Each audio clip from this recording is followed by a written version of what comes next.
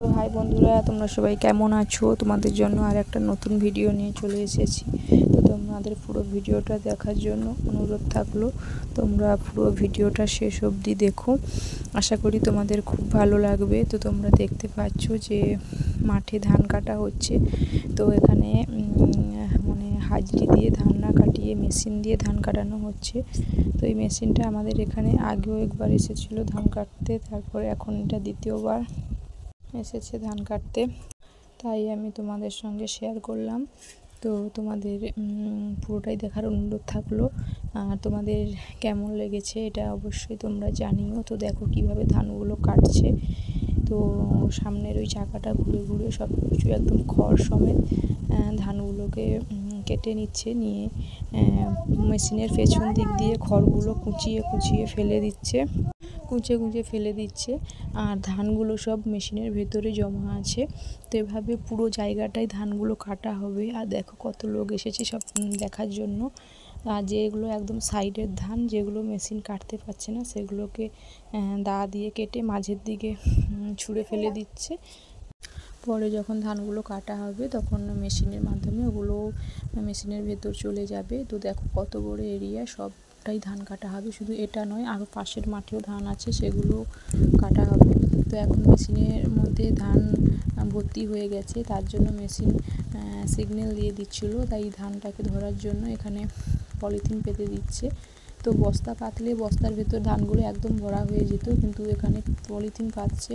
তার কারণ এখনও কিছু কাঁচা ধান আছে, সবগুলো ধান ঠিকভাবে পাকেনি। তার জন্য যেহেতু এখন খুব ওয়েদার খারাপ, মেঘলা হচ্ছে, কখন বৃষ্টি হয়ে যায় তার ঠিক নেই। বৃষ্টি হয়ে গেলে ধানগুলো পুরো নষ্ট হয়ে যাবে।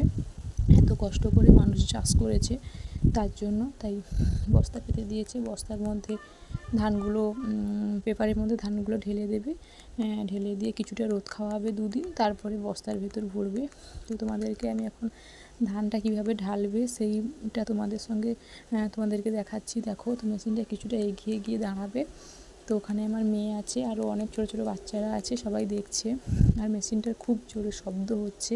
তো ওই যে পাইপটাকে ঘোরাচ্ছে, ওই পাইপটার দিয়ে ধানটা পেপারের মধ্যে ঢালবে।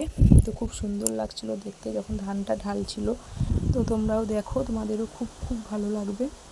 তো তোমাদের ওখানে ওইভাবে মেশিন দিয়ে ধান কাটা হয় নাকি বন্ধুরা, একটু জানাবে। আর তোমাদেরকে একটাই কথা বলছি, সবাই সবার পাশে থেকো, তাহলে সবাই আমরা একসঙ্গে এগিয়ে যেতে পারবো। একা এগিয়ে যেতে পারবো না। তো দেখো ধানটা ঢালা হচ্ছে। তো একসঙ্গে অনেক ধান, প্রায় 7-8 বস্তার মতো ধান কাটা হয়ে গেছিলো। তো পুরো ভেরিটা কাটতে অনেকটাই সময় লাগবে। আমি একটু কিছু সময়ের জন্য ছিলাম, তো তোমাদের সঙ্গে সেটাই শেয়ার করছিলাম। তো তারপরে আরও অনেকে এসেছে দেখার জন্য, আর আমার ছোটো মেয়েকে দেখাতে নিয়ে গেছিলাম। দেখাতে গিয়ে তোমাদের সঙ্গেও শেয়ার করে দিলাম। তো তোমাদের কেমন লাগলো তোমরা অবশ্যই কিন্তু জানিও। তো এখন ধান ডালা পুরো শেষ হয়ে গেছে। তো মেশিনটা আবার পাইপটাকে গুটিয়ে নিয়ে আবার নতুনভাবে ধান কাটতে শুরু করবে। তো এভাবে যতবারই ভর্তি হয়ে যাবে ততবারই এসে ধান ঢালবে, এই করে করে পুরো জমিনটাই ধান কাটবে। তো আমার কথা বলার মধ্যে কোথাও যদি কোনো ভুল হয়ে থাকে প্লিজ বন্ধুরা ক্ষমা করে দিও। আমার ভিডিওটা দেখার জন্য তোমাদেরকে অসংখ্য ধন্যবাদ বন্ধুরা। তো সবাই ভিডিওটা দেখে কেমন লাগলো অবশ্যই একটা কমেন্ট করে জানিয়ে দিও। দেখা আছে তোমাদের সঙ্গে পরের ভিডিওতে। Bye bye.